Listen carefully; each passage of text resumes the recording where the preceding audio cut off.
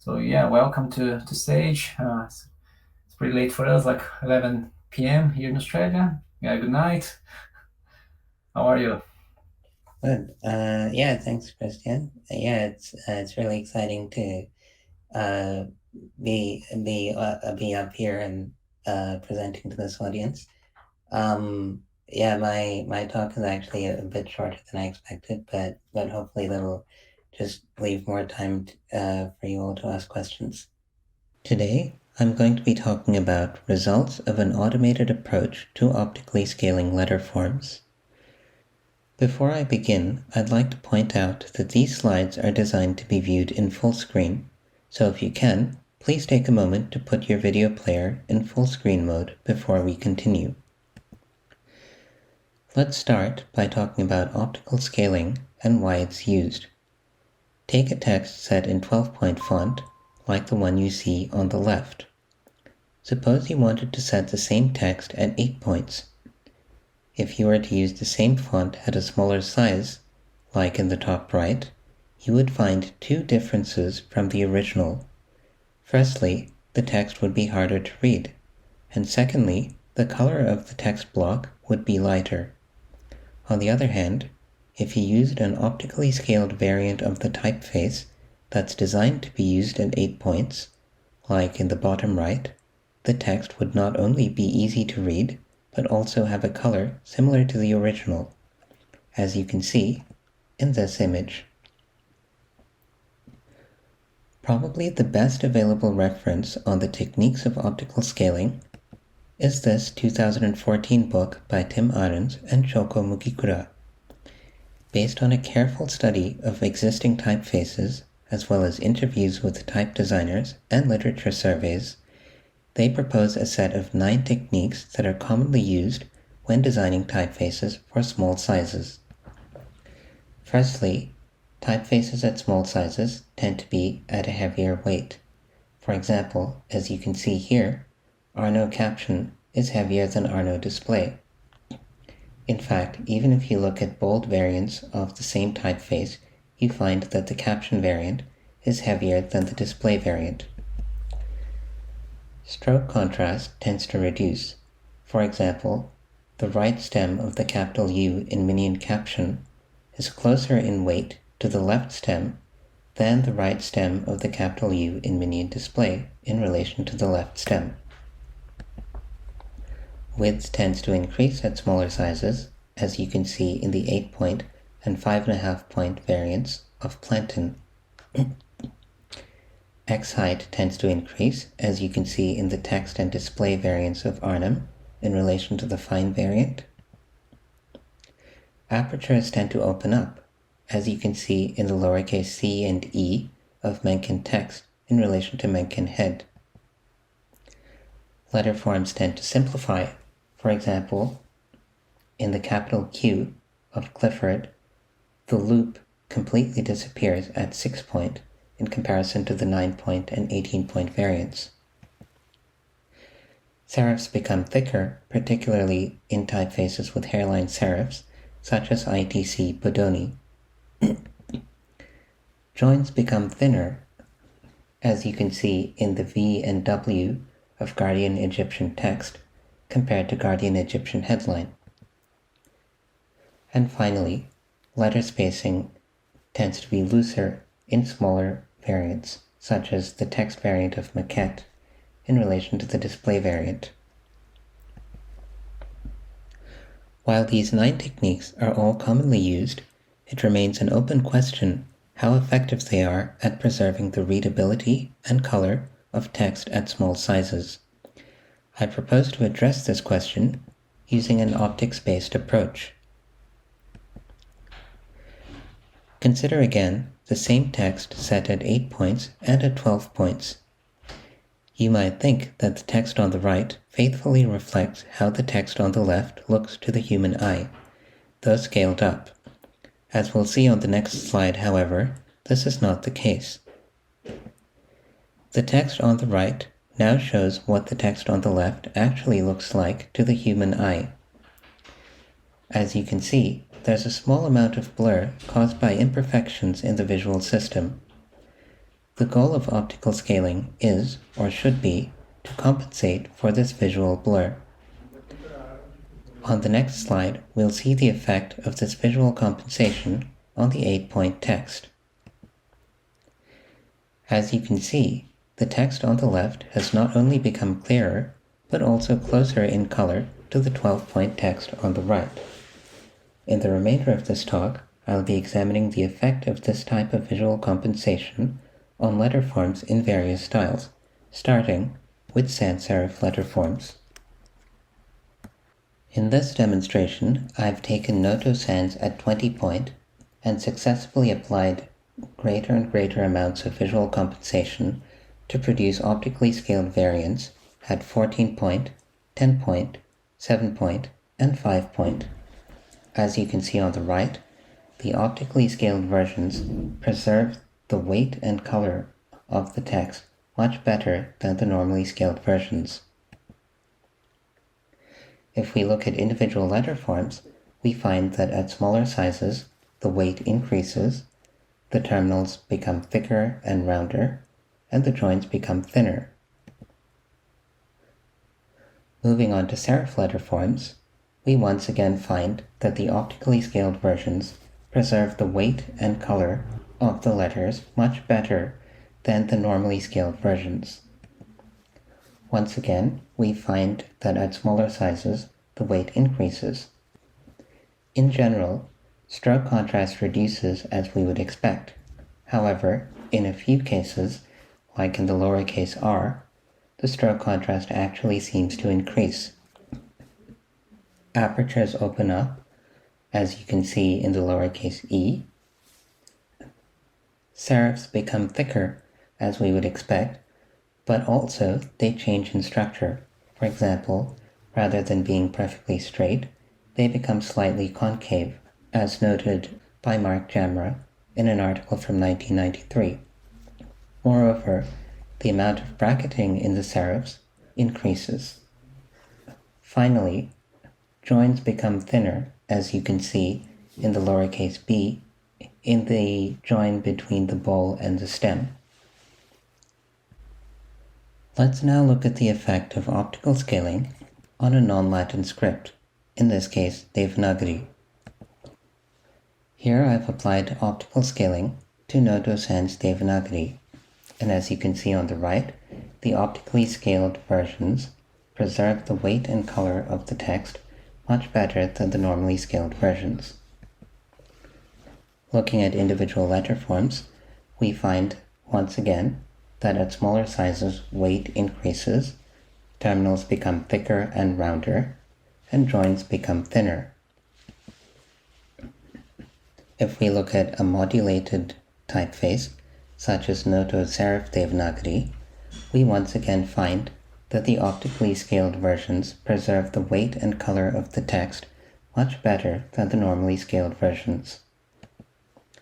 Once again, weight becomes heavier at smaller sizes. Stroke contrast in general reduces, though in a few cases, like the one highlighted here, it actually seems to increase. Terminals become thicker and rounder, and joins become thinner. In conclusion, we find that of the 9 techniques of optical scaling proposed by Ahrens and Mugikura, at least 4 are independently supported by the approach I've taken here, namely heavier weight, more open apertures, simplification, and thinning at joins. In addition, a couple of the techniques may need to be reformulated. For example, while in most cases stroke contrast reduces at smaller optical sizes, in a few letters, such as lowercase a and r, it seems to increase. Moreover, serifs not only become thicker, but also concave, and the amount of bracketing increases. In this talk, I have provided an empirical evaluation of the techniques of optical scaling. I hope that this will assist in the development of readable and attractive typefaces for both print and screen. Thank you. All right, thanks so much, Siva. And Yeah, I think it's interesting that Lawrence, that first of all, like as you mentioned at the end, the distinction between what is like optical based approach for print versus for on screen devices, because I think that's well, we did have, we still have fonts that think of that approach of compensating for small sizes, but most of them they used to be aiming for print, and now actually the big thing as well is to how we compensate things for different devices, on-screen devices, and and I think that the first thing I noticed, for instance, was the that the samples that you showed, that the side variants of the font, they of course they move around like the same approach for doing bold or black versions, that the space actually, if you make this compensation, the letter is going to move around on the paragraph because they're going to be a little bit wider with side bearings. So I wonder if that also was considered, or if you did check on the fonts that you saw on this research, if they actually move as kind of from the same approach as doing the bold versions of fonts, or if they, or in some cases they only compensate the weight but didn't change the side bearings of the font. Yeah, so the approach that I took couldn't really um, change the side bearings because actually what I was doing was not editing the outlines, but just taking a bitmap rendering of the glyphs and just doing some um, transformations on the bitmap. Yeah, Um, in a way, it wasn't really well suited to um, examining whether changing the side bearings would have an effect. yeah, all right. But do you think that we should have a change in that, or Well, it depends on it really depends on whether on the weighting of different criteria. So, like, if you see the goal of optical scaling as um, preserving the structure of the glyphs as far as possible, but just making them as readable as possible within those constraints, then really the side bearings shouldn't be changed. But if you allow for more flexibility in the design of the letters, then maybe things like increasing the side bearings or uh, increasing the width of the letters and so on starts to make sense. But the assumption I was making here was that the goal of optical scaling is purely uh, to ensure that the visual impression of the letters at a smaller size is the same as the visual impression at a larger size. interesting? Thanks Yeah, for because yeah, the talk. Thanks. One thing I was occurred to me. Have you? Do you imagine it in systems as a kind of high legibility mode that could be activated by a user, or would it be automatic in some cases? Um, I'm not quite sure how it would be implemented. I mean, uh, well, the thing is, the way I've implemented it so far applies only to bitmaps and not to vector outlines. So, yeah, potentially it could be incorporated into a rendering engine or something. With perhaps a dial for the user to control how Uh, how much the effect should be. yeah, well, so it's really optimized based on certain assumptions about how far you're sitting from the screen. Right. So yeah, potentially if you wanted to sit at a different distance from the display device, then it would make sense to have a dial. yeah, because especially if you think of the brightness of the screen, depending even for the same user, different times of the day, they could vary and then it could control that Yeah. information. So yeah, so it's pretty interesting. How much have you read in it yourself? I mean, have you read article length texts or even a novel or something like that? Oh, I've applied it to, well, I think the longest thing I've applied it to and read is a short story of about 10, 15 pages. And like that's taking it from about A5 size to the size of a smartphone. And that's still that's definitely more comfortable to read than just um, viewing it resized to a smartphone screen. Hmm. Was that Clifford, by the way, or Bodoni? Oh, sorry, the typeface I used in my slides, that was freight text.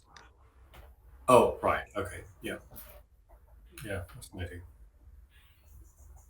Because I was wondering as well if you consider all those phones like Freight or even Mercury that they have the grade system that they have like this one, two, three, and four that not necessarily a way of doing the optical adjustments, but it is in a sense. So you can choose. I Mhm. remember the Mercury, the aim was for different printing. So let's say it was the printing. I remember, I think the example was the Esquire magazine in the US that they did print in two different places. So I think it was on the East Coast and the other on West Coast. And then the printer will have different results just by being different printers. So Mm. they actually made those variations to compensate. So the magazine would look like the same in different places. And then you could choose from between grade one, two, three, and four. But then again, in that case, it comes back to the end user, which would be the designer to choose the variation of the font. And but then, as Lauren said, now if you think of on-screen devices, eventually the user is not going to be a designer at all. So I wonder, like the implications of people that don't know, they're not visually trained to see the differences. Mm. How much control we give to them as well. So I think that could be might be an interesting point as well because sometimes Yeah. the user they just mess up if you just give more options and they might not know what to do. Hmm. Yeah, I think usually for on-screen typefaces, grading it is used for black on white versus white on black text. Yeah, I've thought a little bit about how to do those automated grade adjustments for white on black text, but different people have different advice as to whether reverse contrast text should be thicker or thinner than black on white. Yeah, I agree. There has been some conflicting statements out there, but I think the consensus is that for screens like luminous devices, Yeah.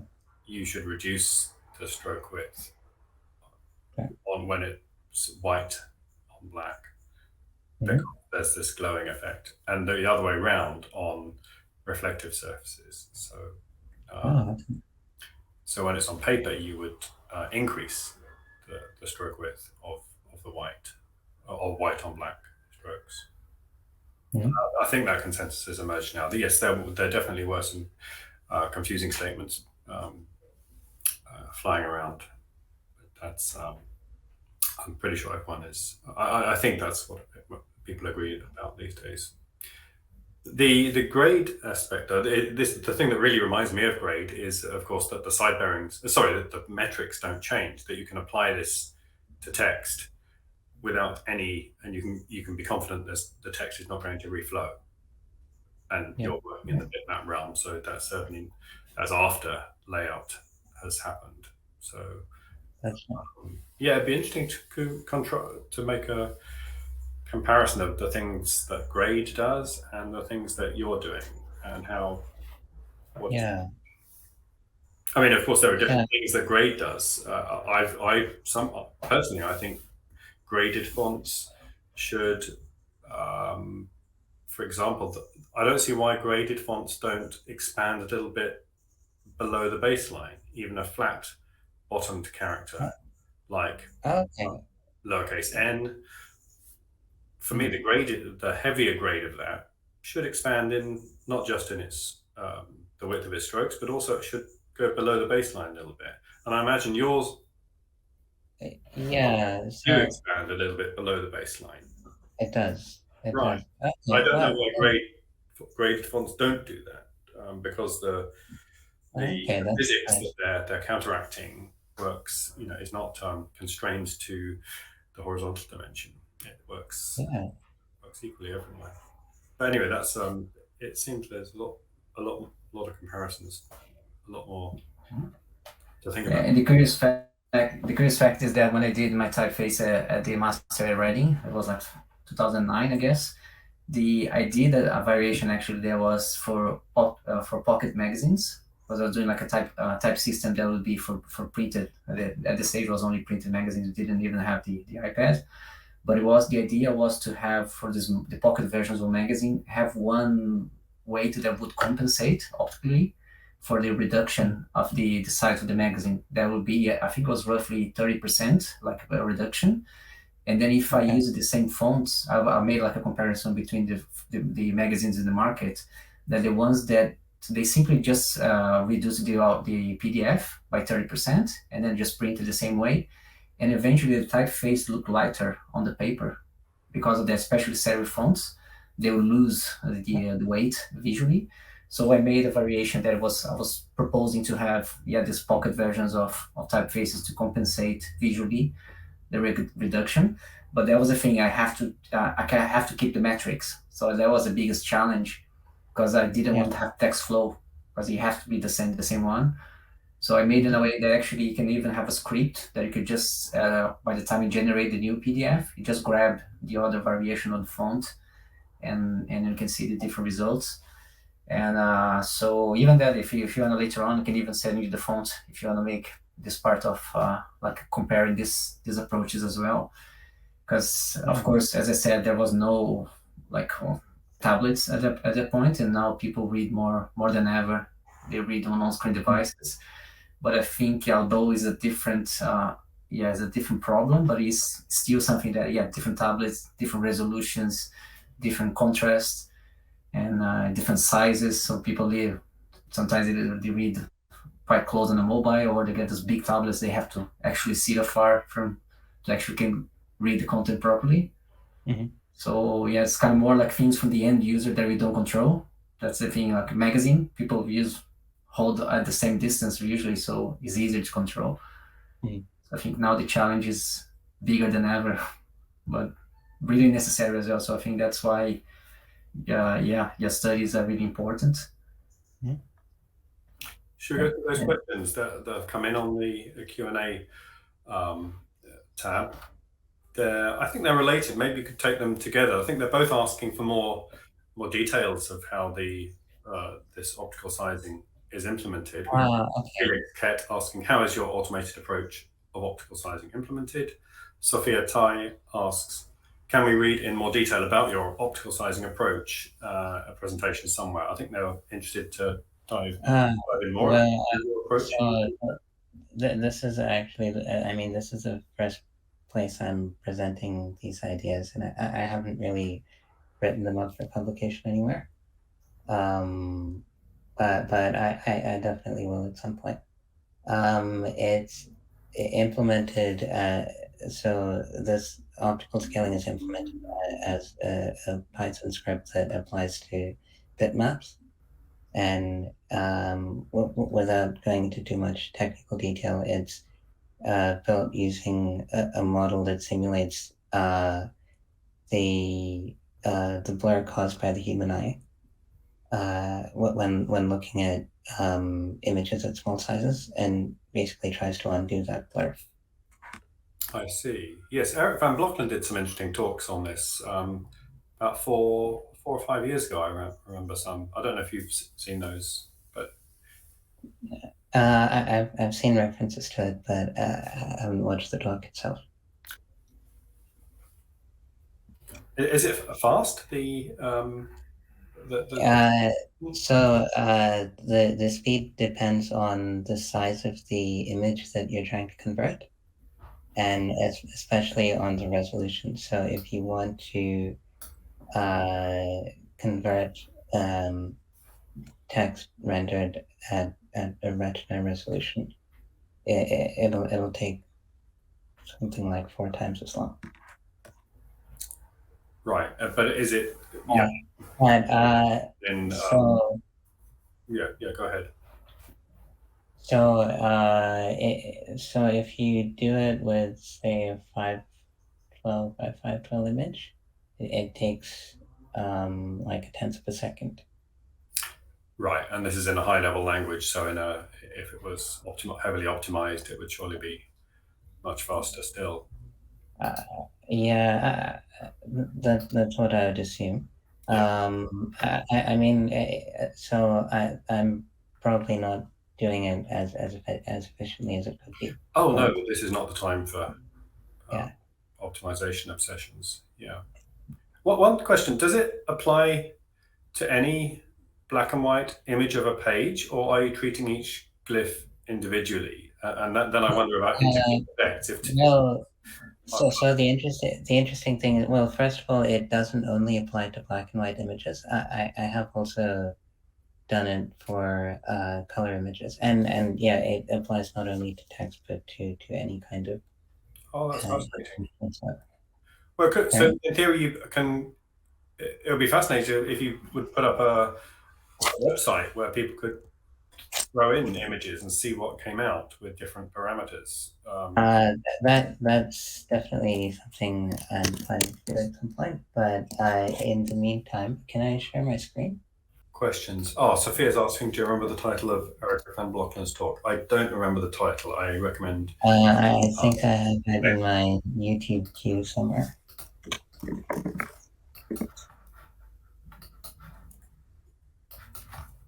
I'll get it for you. Just a second.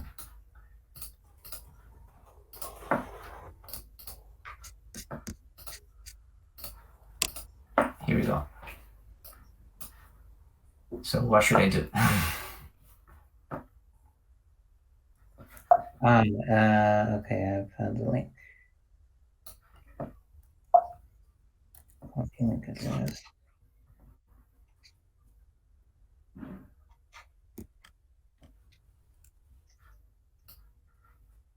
Can you see there? Yeah, that's it. So this is, wait, this is a website I put together, which applies the same optical scaling technique, but to paintings. Actually, I'll also paste the link into the chat so people can look at it on their own browsers. Okay, perfect. So yeah, it really works best on your own screen.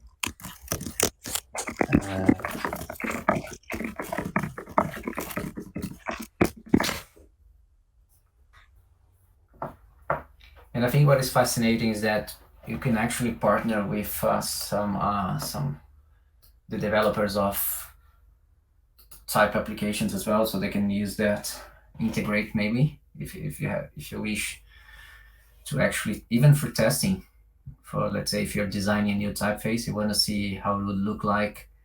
It could be enhanced somehow for different devices. You can have these as a feature.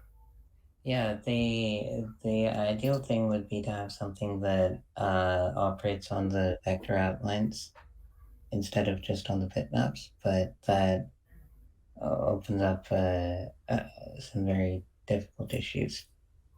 Yeah, they have it tested so far with vectors as well, or what it was basically? I mean, one thing I was thinking of doing was just taking the process bitmaps and sort of automatically nudging the control points of the vector outline so that it lines up with the bitmap, but it's kind of convoluted. Yeah. I still haven't thought of a nice, clean way of doing that. Yeah, but that's fascinating. So I think it's I'll opening the channel for partnerships as well if people are interested in his studies. Just contact Siva and see what you can do from there. Absolutely. One other thing it reminds me of a little bit is something a long time ago. Think about, I've just Googled it, and it seems to be from 2003, a text rendering enhancement called Saffron, produced by Mitsubishi Research Labs. Have you come across that in your research? No, I haven't. Let me look that up. I think there's very little online about it anymore. I'm just going to put a link in there, and it's at the bottom of that page. Again, I don't believe they released significant technical details about how it worked, but the idea was that it should work on any font that this system tried to render. So this is Advanced font rendering system. Okay. But what was it intended to do? legibility enhancement, certainly. Okay. Yeah. But of course, back then, this is before the era of retina screens and so on. So Okay. parameters or maybe the objectives even were somewhat different. Makes sense. Yeah, and also be interesting to see how that connects to variable fonts as well, because even the grade system was made before variables. So yeah, the whole approach has to be instances, like 3 or 4 different ones, and now you can actually integrate that with an access that you can give the user the chance to go further or smoother results as well. Yeah. Sure. But even in those older graded fonts, they came from interpolated sources. Yeah. Yes. Yeah. In most cases. Yeah. Yeah. Whether I don't know if Clifford was interpolated. Oh yeah, I think it probably was because well, Clifford couldn't have been entirely interpolated because I know the structure of the glyphs changes between. Absolutely, but and Monotype's variable test version of Clifford, they incorporated that switch using the feature mutations possibility inside variable fonts. So that means at a certain location in the design space, you can flip to a different glyph structure, a different glyph structure. Yeah, have you seen that? If you haven't seen that test variable font, that's worth. Yeah, okay. I didn't know that there was a variable version of Clifford. I'll get in touch with you after the talk, and I can. Yeah, let's see. Yeah, and I think it would be interesting to see if it's possible actually to work as a browser plugin as well.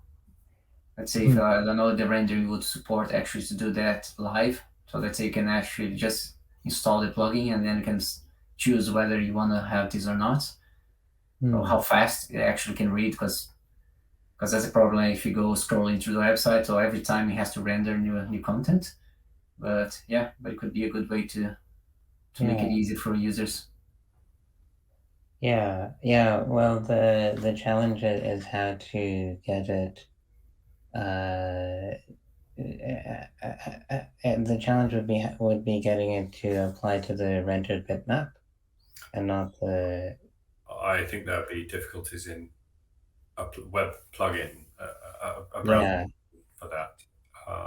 But yeah, as far as how easy it should be to install, that's the kind of level you'd want for users. Yeah, unless it is like some time ago, we did have some applications that would actually extract the content from a web page and then open a new window browser, and then so like even the idea usually to provide a better reading experience. So they would just drop out all the ads and make like the grid in a perfect way. And so if it is the case, then probably you could have actually change the bitmap and then control the experience. But even though then I think you get to the point of because you would have a delay to render that as well. So how many people actually will want that, let's say the benefit of having a better reading experience, but having to wait or having to go to a new window. Yeah. What would be cool is at least somewhere down the line is if I could use this technique to take existing non-optically scaled fonts and turn them into variable fonts with an optical size axis. Yeah, or even let's say even games that we have a more control environment that can actually, I think that actually those applications, they could actually benefit from this approach as well. It would also be nice if you could, if the algorithm would check whether the font actually needs it. It might already be highly optimized for small sizes, in which case double optimization Okay. might not. Yeah. Okay. Well, that's a challenging thing. Well, yeah, if you have an ultra black typeface just for stylistic purposes, you probably don't want to apply the algorithm there. But it might be a Clifford already designed. Yeah, that's true. Yeah, and people do also say that sans serifs don't really need optical scaling. Well, there was this horrible fashion only 4 years ago or so where designers started using super thin sans fonts everywhere for text, That's true. which was horrible to read, and some sort of button to say sort this out would have been pretty useful. Yeah, that's true. Without just flipping it to a fullback font. Yeah. All right, perfect. Is there anything else in the chat? I think so. How do we keep track of what you're doing, Siva? Do you have a website, Twitter account?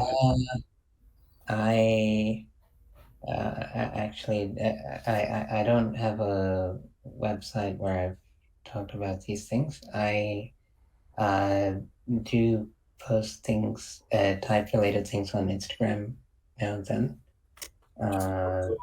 Instagram for people. Sorry? You want to drop your Instagram in the chat? Yeah.